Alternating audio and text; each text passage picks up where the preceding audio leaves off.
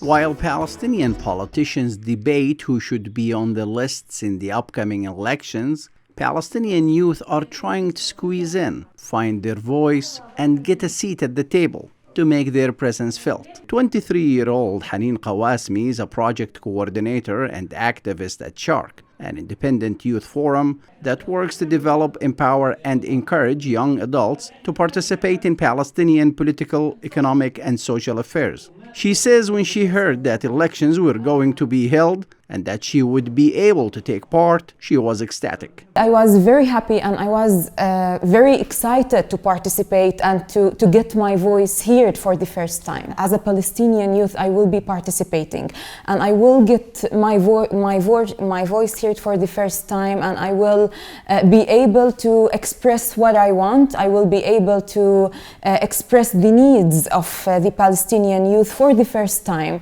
It's been 15 years since the last time elections were held in the Palestinian territories. For the majority of Palestinians under the age of 35, they've never seen a polling station. They're frustrated with the current political institutions and leadership, saying it's too old and out of touch. They say these elections present an opportunity to make a change on important issues that directly matters to them. I have never voted before in the parliament and presidency election. Most of our generation who was born in 1989 till today, no one of them have been voted for.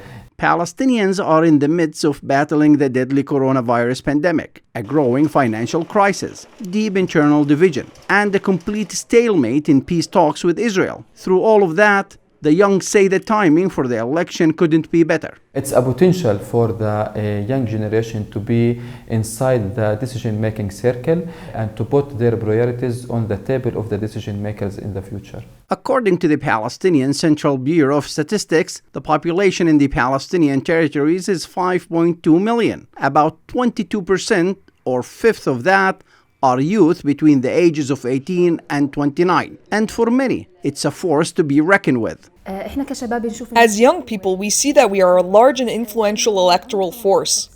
People age 18 to 29 are roughly 40% of those eligible to vote. This percentage affects decision makers. But with our participation in the electoral process, we can adopt lists that support the role of youth. Haneen says there is a lack of representation in the Palestinian political arena for her age group, and she is demanding that the voice of her peers be heard. She echoes what many Palestinian youth have complained about, that there is a huge gap between the politicians and them. I feel due to the age gap between people who are in these positions, the politics positions, they are not highly in touch with youth. So they don't actually know what are their major needs, what are their major concerns. Ratib al-Natshid, chairman of Shark Youth Forum, says time has come to involve the youth in the candidates' political platforms. Young people cannot be absent from participating in elections and setting their own agendas.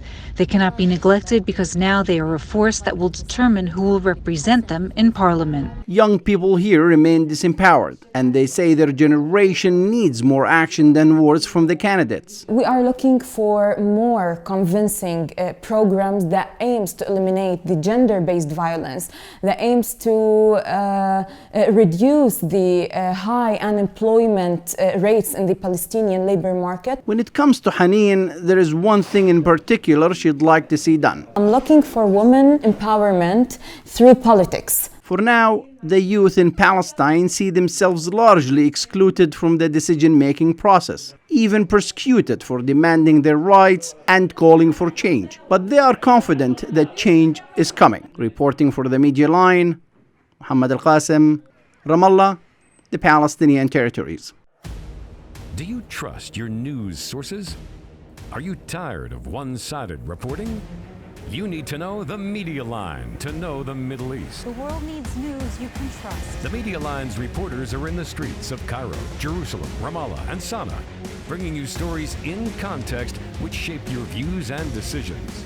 The Media Line is the first independent, non-profit American news agency covering the Middle East. Now in its 20th year, it's the best-kept secret in the news business. Discover for yourself why the Media Line is relied upon by government officials and media outlets worldwide. Bringing you the stories which impact your lives. Support the trusted Mideast news source today by going to themedialine.org. You need to know the Media Line to know the Middle East.